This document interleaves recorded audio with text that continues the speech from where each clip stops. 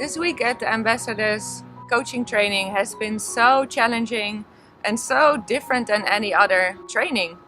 Because what Ben said at the beginning of the training is like, we don't want you to go home with big heads and a lot of knowledge, but we want you to be able to put it into practice. And that's really what we've been doing. And that really is my heart for this week, that these coaches will go back to their communities and that they won't be full of head knowledge, but they would have obviously have the knowledge, because everything starts with knowledge. But from the knowledge that they've gathered, it would go to application. They would immediately be able to do it in their communities. And that obviously then also means that they can continue with the process of giving new knowledge to other coaches and then immediately help them to apply. What type of influencer do you want to be? What do you want to influence them towards? I don't know who I am, so I'm living someone else's life. I think I have to be Moses, and I'm living Moses' life. Or I'm living the life my father thought I should have. I don't live my true self. I'm living a false self. I can't, as a tutor, focus just on teaching the coaches new skills, because they will just go on and teach that to other people. But I have to also stand still at looking at them, at who are they, so what's going on the inside.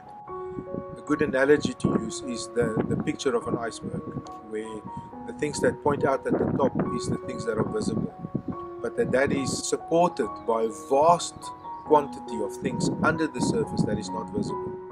One of the most important things that I learned was that you have to be completely transparent, because sooner or later the pupils, they will sense if you are genuine, yes or no. So it is that picture that we saw about the iceberg. The biggest part of the iceberg is that what people don't see of us immediately, but sooner or later they will notice it.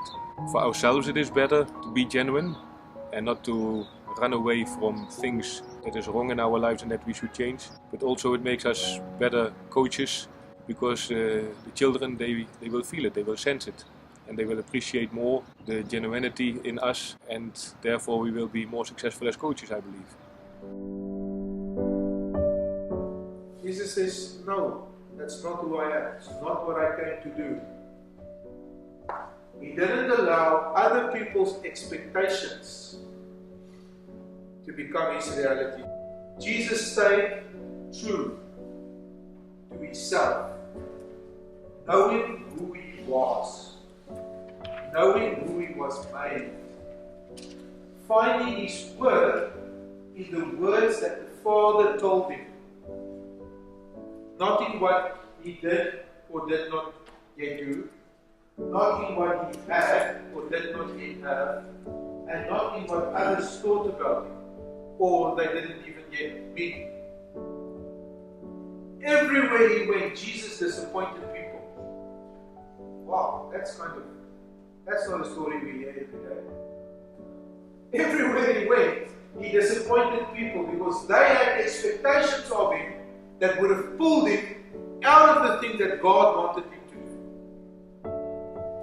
And so every day as we walk around, people around us have expectations of us. And the potential is there that those expectations can pull us out of what God called us to do. Make sense?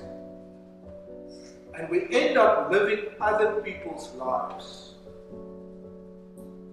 Can't say it clearer than that. Based on the expectations they have. Never allow other people's opinions to become your reality. We've been learning so much practically how to coach on the field, but more important than that is to look at our own hearts and our own relationships with Jesus and with our families and with our backgrounds and how we do life ourselves.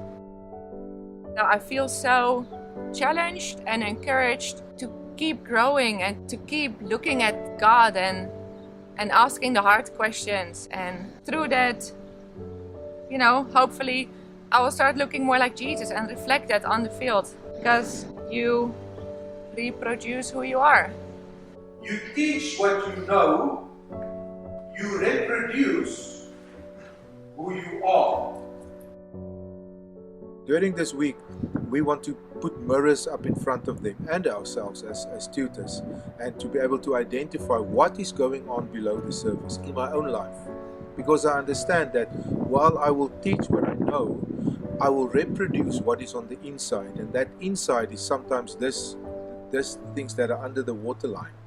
And so as I get exposed to that, as I get to understand that, as I get to deal with that, as I look back to my past, visit the wounds that I have from my childhood and the things from my past, I'm able to deal with them, which enables me to be more effective than as a reproducer of more like me. It's very huge experience. When they're speaking, you see, it's like they know your problems without telling them. Wow, how could they know that I feel this? It's healing. If I'm burdened by something, it's also like it's gone after I came from the coaching session. The things that they are talking is life and is attaching inside.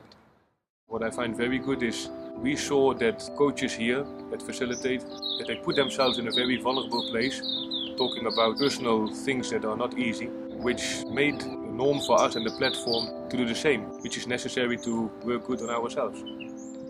It's almost like Paul says. He says to Timothy, Timothy, what you see me doing, do exactly the same as I am doing exactly what Jesus is doing. And so that's what we're trying to reproduce is, again, not just the head knowledge, but the application of that knowledge and the exposing of this life of the coach, because this is what the players will copy, not just the technical information I give them or the teaching that I give them. It starts first with you and understanding who you are. So really getting to the heart of the coach. Because if you don't understand who you are or where you come from, how can you impact someone else's life?